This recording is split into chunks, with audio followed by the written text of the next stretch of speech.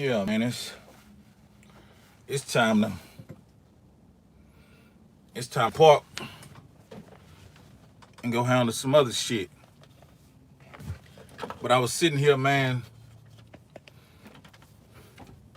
was thinking about pops, man.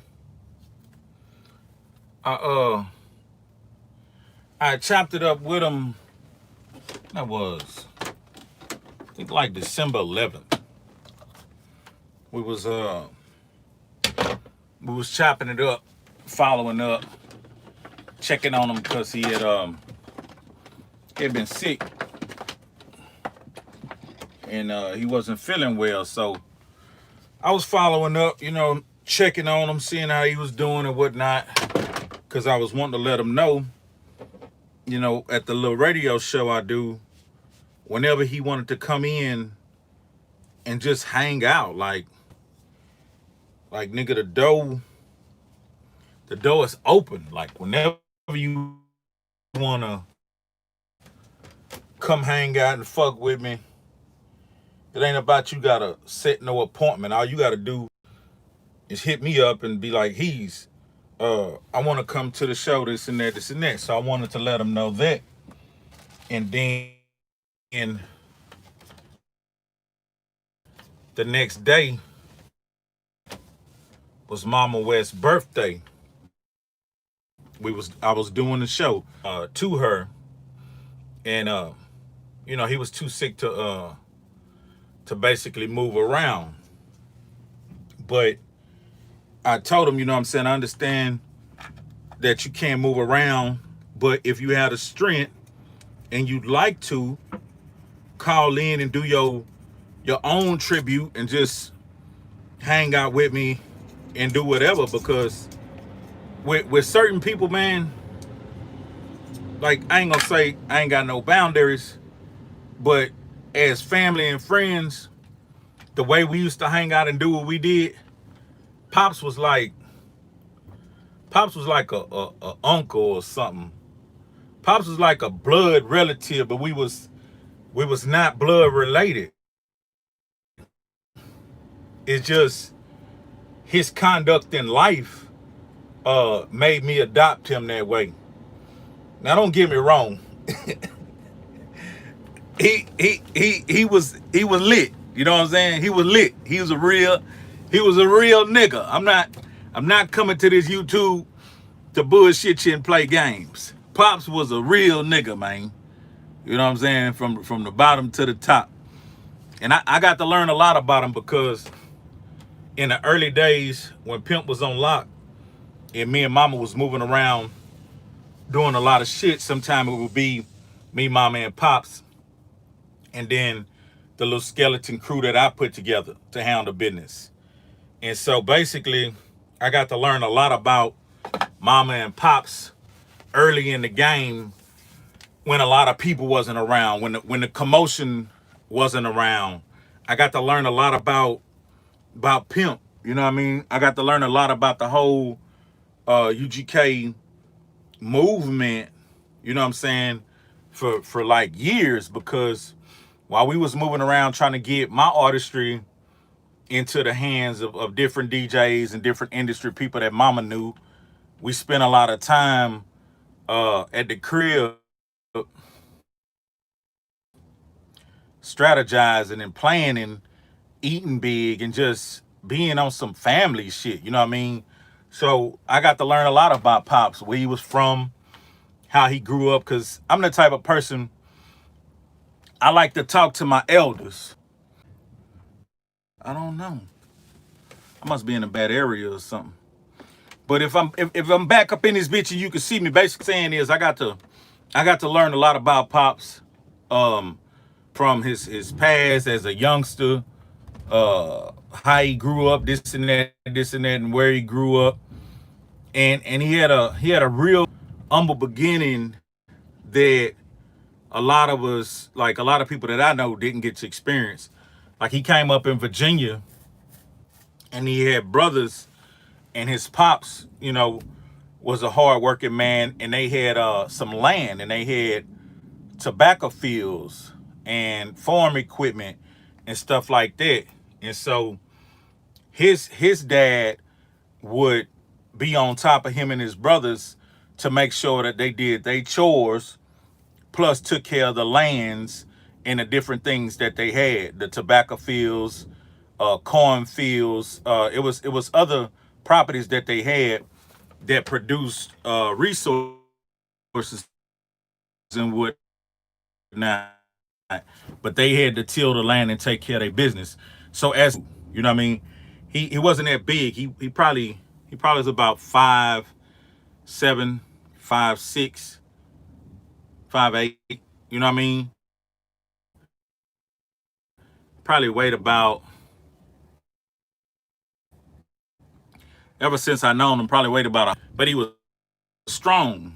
He was a person who worked with his hands a lot. You know, he liked to fidget with different things and try to fix different things. But coming up, he told me about his youth, his lifestyle, how he used to work, get his little bread, get his little neat clothes, and go out there and do what he do in Virginia. Then he went off to the Army. Now, when he went off to the Army, some of the things he told me that really stuck with me, that I know affected him, he was a part of the helicopter crew that went out to kind of clean up after certain disasters or whatever. Like if it was a interaction between this platoon and that platoon, and maybe some casualties was out there, he was one of the people that would go out there and help, clean up or whatever.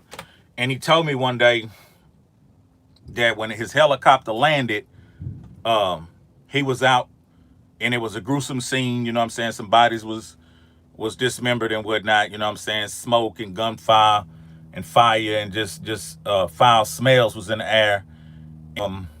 One of his people who was on the helicopter with him told him to pick up a helmet. Like somebody's helmet was on the ground,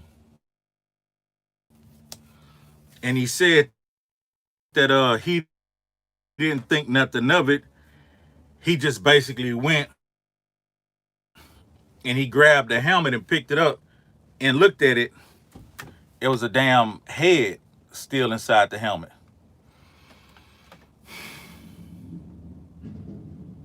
Now, people are very judgmental.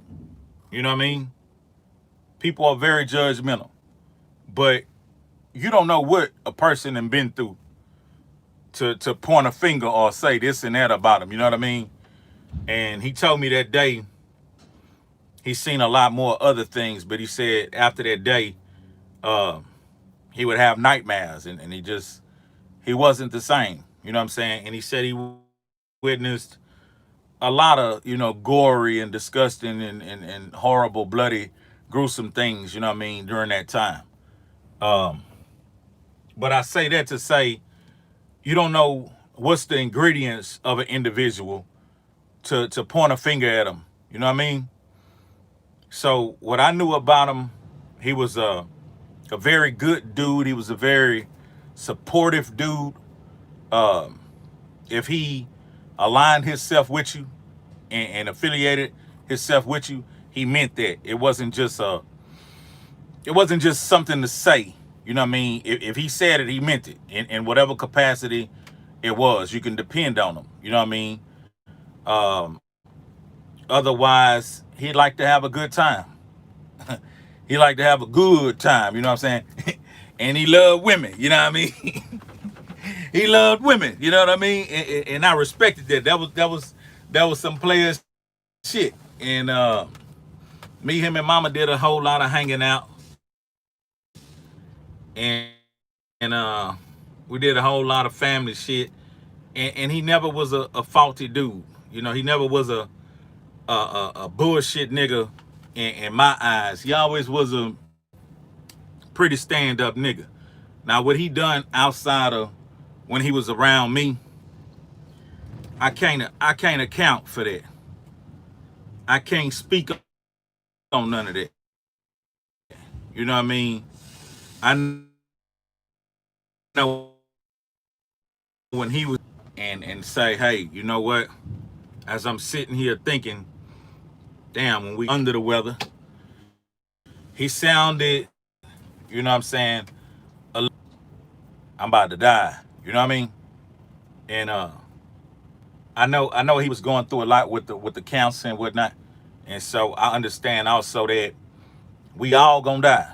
You know, from whatever it may be, we all gonna catch out.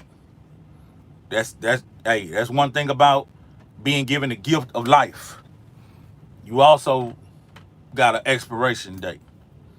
If you've been given life, you know you've been given some oxygen in your body.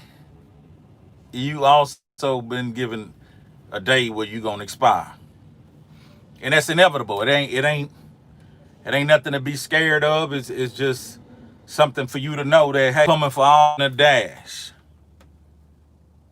and what you doing between that dash is your life. So again, live your dash, man, and enjoy your life, man. Cause life, hey, is unpredictable. Enjoy your life. Live, man. Have a good time. Go hard. Because like I say, from 1979 or whatever to whenever you expire, this is your dash. 1979 dash, boom, you out of there. So this is your dash. Right now we live in our dash. How you want to live your dash, man? You know what I'm saying? How you gonna live your dash? Hey, I'm enjoying my dash. I'ma laugh. I'ma have a good time. You know what I'm saying? I'm gonna get my hands on some bread. I'm gonna get my hands on some badass women's. You know what I'm saying? I'm gonna do some traveling. I'm gonna do some good business, and I'm gonna stand up. You know what I'm saying? I'm gonna stand up. I'm gonna take care of my business in every area of life. That's how I'm gonna live my dash.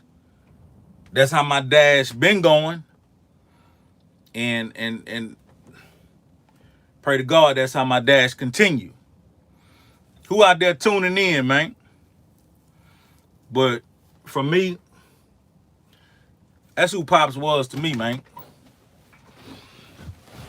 OG Trill nigga out of Virginia that landed in Vegas, landed in PA and landed with UGK.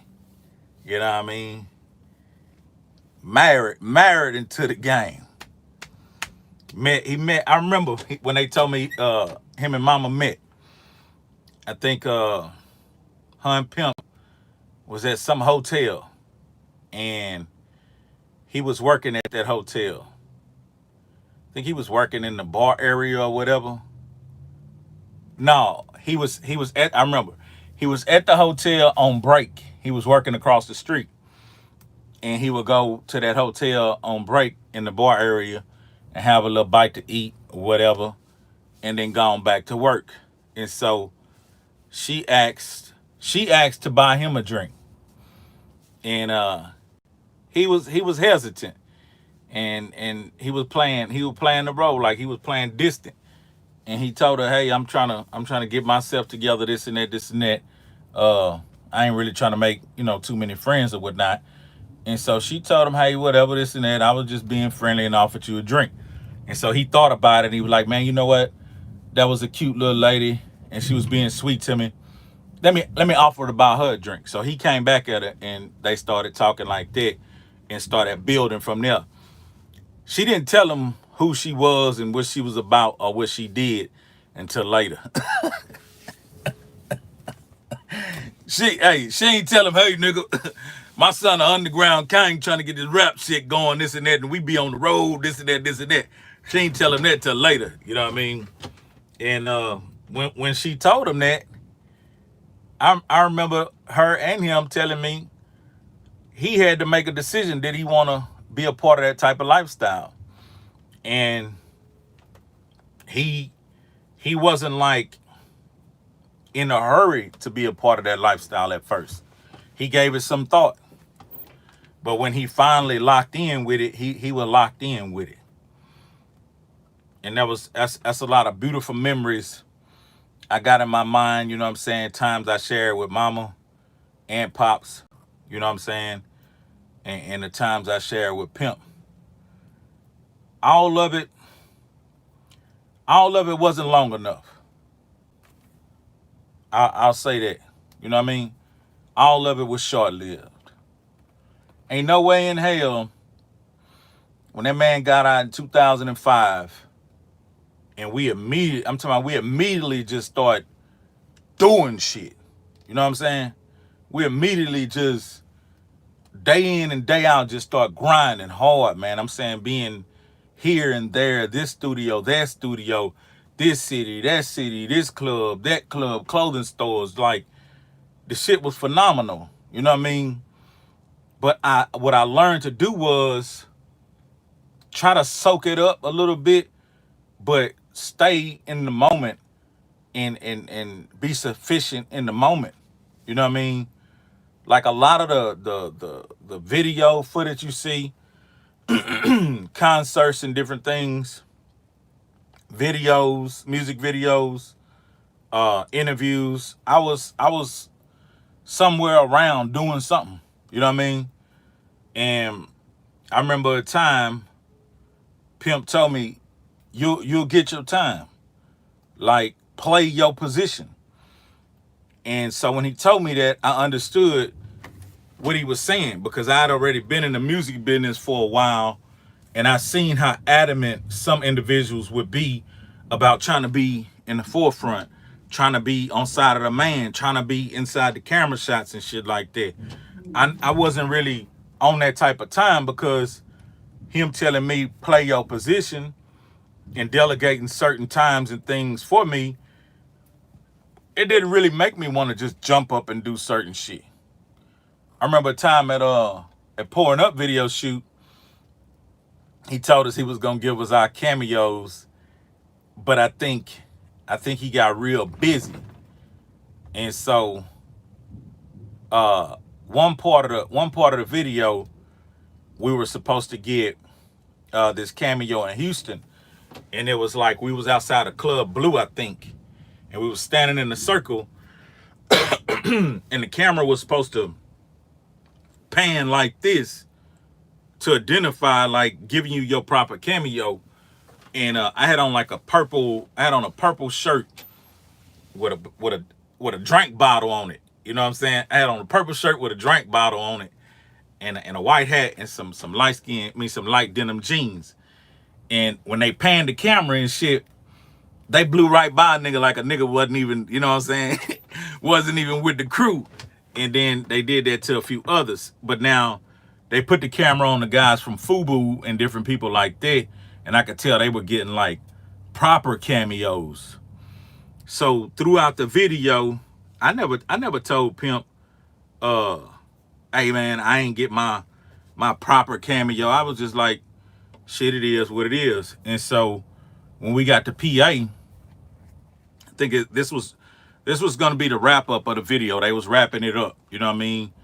And we got to PA, and we was on Short, Texas, and he had the Candy Red drop out there, and he had the model who also never got in the video, and she was in the little trailer getting her makeup done.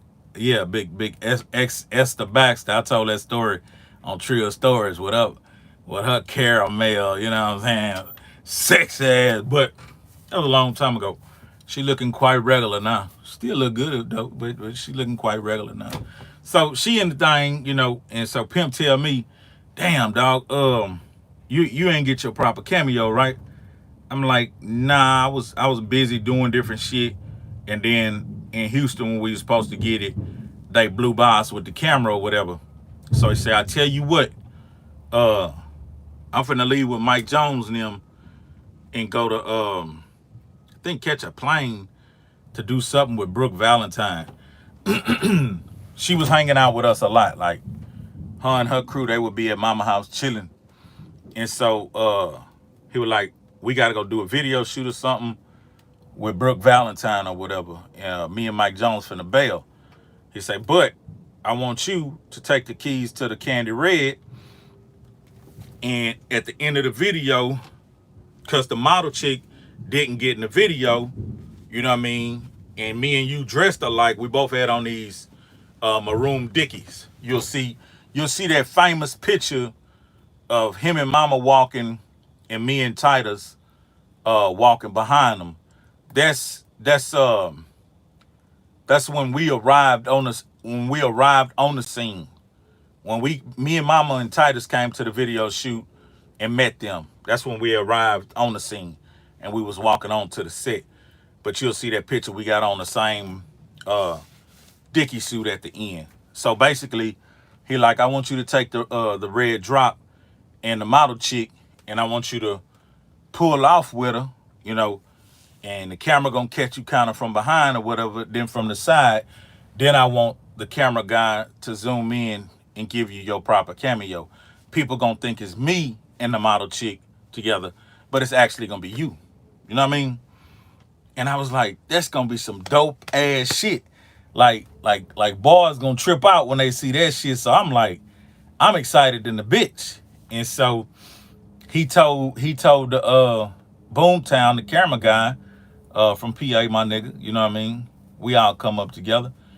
The videographer who shot the video, he tell him the little last ending of the video, this what I just told Heezy, this what I want, you know, to go on. And he like, that's what it is. So right around that time, him and Mike Jones then burnt off. And so, you know, I got fired up, and they told me to put the L dog in a certain position so we could start that shot and get the model chick out of there. And then we was gonna go ahead and do it. But minutes later, like me and Riley B was standing out there by the drop, and Riley was fucking with me. Riley was like, oh nigga, why he gave you the keys to the L dog? And I'm like, man, fuck all that. Let me do my thing, nigga. Let me get my motherfucking shine on, nigga. You know what I'm saying? Me and Riley B, we go way back. We cut from the same cloth. You know, some red-skinned niggas that go hard, just straight up. You know what I'm saying? Some red-skinned niggas that go hard, like red-skinned niggas who fight like dark-skinned niggas. You know what I'm saying? But yeah, so me and him talking shit to each other about the L dog and whatnot. And next thing you know, we heard over the radio, there was a cop standing by us, and we heard over the radio, shots were fired in Pimp C's direction. And so that changed the whole dynamic of the ending of the video shoot. And y'all know the rest. You know what I'm saying? Y'all know the rest of the history. So I don't know, man. Like I said, everything was just, it was short-lived. When I look at all that footage, boy, we did a lot of shit in 2 years. Hey, we did a lot of shit in 2 years. But we was about to do so much more shit, like, nigga, what we did in 2 years, what we did in 2 fucking years, what we was about to do, nigga probably would have thought that shit took 20 years to do. Man, that nigga came out and was on his grind. He was on his grind so much that it was dangerous. You know what I mean? Staying up 2-3 days. You know what I mean? Like, I conditioned myself. I used to stay up for 24 hours drinking. Like, I used to, few of my birthdays, I used to buy like all this liquor in these kegs, and I tell all my partners, nigga, we gon' party for 24 hours. You know what I mean? And we gonna float this keg in 24 hours. You know what I'm saying?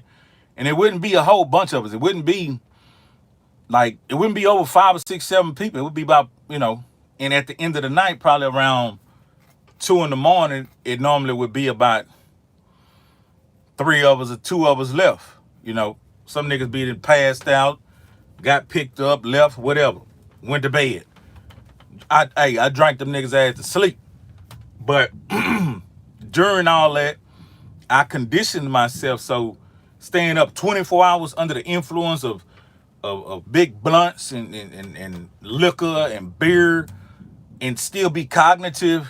Like, I had kind of conditioned myself previously before we got into this whole at the club, champagne bottles, drinking in the studio, over here at this club, over here at this after hour. So I was conditioned for the 24 hours.